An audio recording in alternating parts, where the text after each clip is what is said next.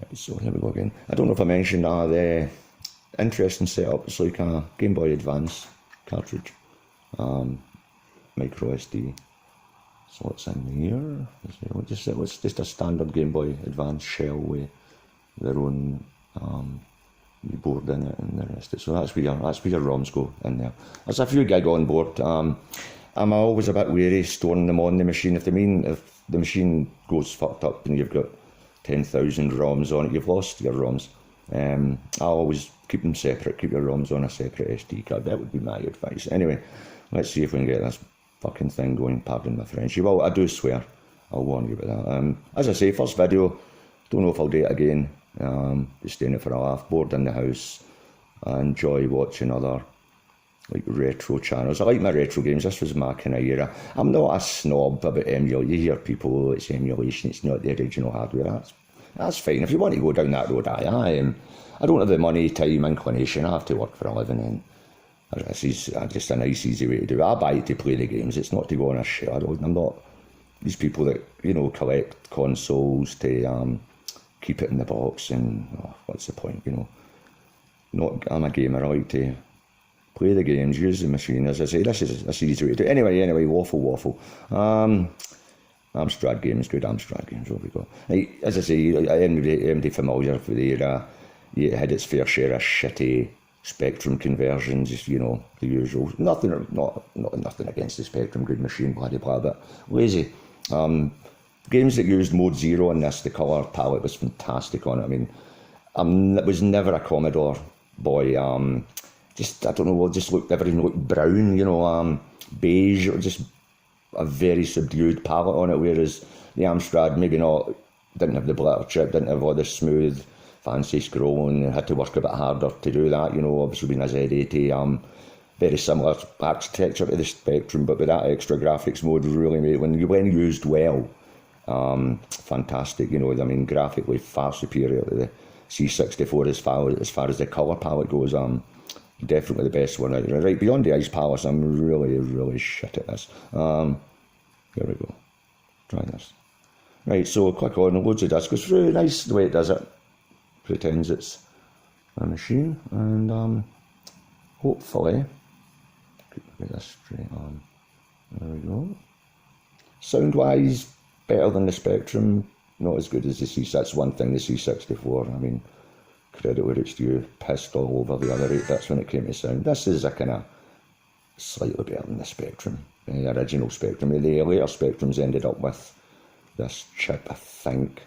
I mean, don't take any of this as gospel, I'm just speaking to generally speaking, but I think the Speccy ended up with a very similar. When Amstrad bought them all, you know, the rest of them. So anyway, let's have a bash here. As I say, keyboard can be a pain in the arse, so you've got the options, your 1, 2 or 3s, we don't have a keyboard obviously, so you're pressing start, you've got your boxes, you know, your letters, you hit the shoulder button, you go onto the numbers, so look for number 1, which is top left corner, and they're mapped to the buttons as well, so 1's the A button, so we'll hit 1, try that again, hopefully, there we go, it's the start button to get rid of the on-screen keyboard, and that's me, see me.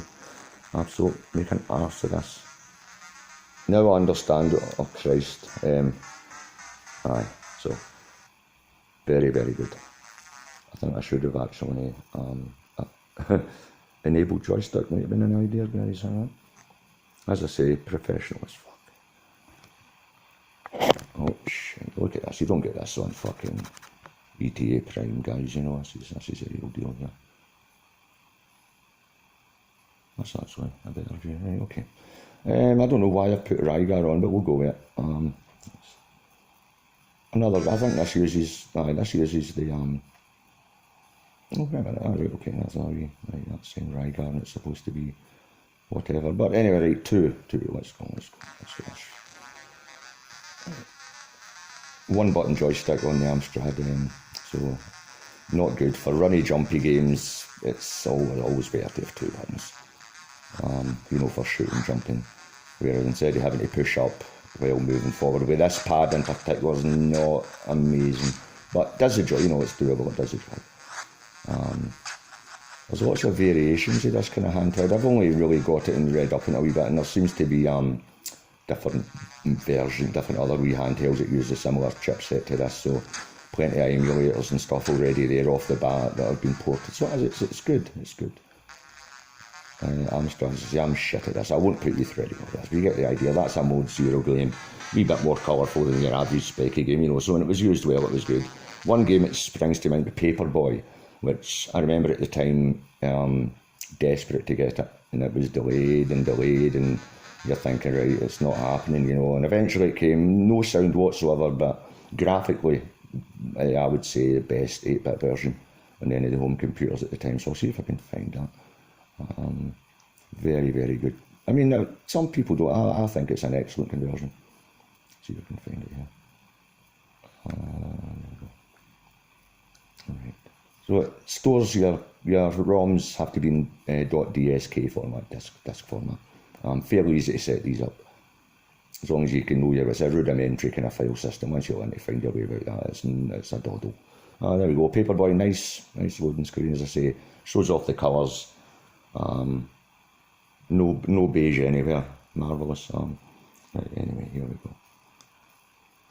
You might have to do the keyboard thing. Set up this bit, come on. Unless it's still loading for a couple of seconds. Right, there we go, we're in. Okay, keyboard, joystick 2. Some of the games, well, 1 or 2, not many.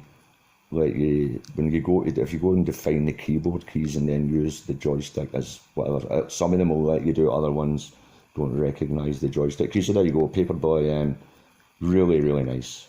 I mean, shows off the Amstrad. I was surprised how good it was, you know, the Amstrad wasn't particularly known for its smooth scrolling, never mind smooth diagonal scrolling, you know, and really, really nice graphics. Very faithful to the arcade. Controls lovely with the joystick. Nothing I can find wrong with this. Great wee game. I used to play it for hours. So yeah, there you go, that's Paperboy. Let's come out of there. So to come out of the game, select and start, takes you back to here, hit load disc. Anyway, we'll come out of the Amstrad, we'll have a look at something else. I'll give you a quick look at the arcade. Next. Right, so the way I've got it set up, you notice there's 2 arcade. That's generally, this one's the older version, GCW10, which was another console based on this chipset. This is better for playing like your non-Final Burn games. This is it's still not perfect by any means. This is the not updated SDL version, far more fluid with all games, but not the same. It doesn't recognise as many ROMs as this one, so that's why I've got the 2. But this is the one to go for if you're playing your CPS games. Just use the SDL version. Really good, really good. I've not played a single. See up at the top here, it'll tell you the company. So your SNK are going to run 60 frames a second every time. Capcom, same, 99% of them will run. If you do mess about with the settings, you know, you turn the. Hang on, right, here we go. Yes, we'll find one. I'll show you. We'll go for Street Fighter Alpha. We'll go for 3 because that's the later one. This will show it off a wee bit. So. Right, Street Fighter Alpha 3, so you've got your options. You put the sound quality up to, this is 44, like CD quality, so it handles it. I leave this off, vertical sync, leave that off. It's just processor killer. You don't need it on a screen this size. Looks great without it, so, and it does slow it down a wee bit. So, but with full sound, that off, you're getting bang on experience. It's perfect. Usual arcade system, select will put your coins in, start the game. Runs it great, runs it really, really nice. So I'll show you these 2, that'll be the end of the video. I'll stick on and see what in defence and I will be, so bear with me while I get my arse kicked again. There we go, 1 player. Ryu. I don't like Turbo, I'm too old for Turbo. Turbo's fine when you're 12. I'm far from 12 and fighting, but he's a dick. Right. As you see, lovely, perfect, arcade, perfect, really nice. The small screen, I think, improves these games. You know, you're not seeing pixels here. It's beautiful, beautiful. It runs sweet as in it. 60 frames all the way. I paid £45 for this wee thing. I imported it direct from China. It took a wee bit longer, but you save a few quid, and luckily the way they package it, you don't. I was expecting maybe an import tax. I'm not actually paying this, but no, 40, just over 40 quid. Great wee machine. But the one I got, the ROMs that came built in were Japanese, but they're easy enough just to wipe, and I'm not going to tell you where to get your own ROMs. Google is your friend, as everyone says.